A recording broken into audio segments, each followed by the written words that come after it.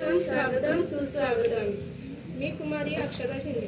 मी कुमारी अनुष्का जाधव। आम्ही आज इथे सूत्रसंचालन करणार आहोत। आज इयत्ता 10वी SSC फेब्रुवारी-मार्च 2025 बोर्ड परीक्षेला सामोरे जाणाऱ्या विद्यार्थ्यांचा शुभचिंतन समारंभ आयोजित केला गेला आहे। निरोपाचा क्षण नाही, शुभेच्छांचा क्षण आहे। पाऊल बाहेर पडताना रेंगाळणारं मन आहे।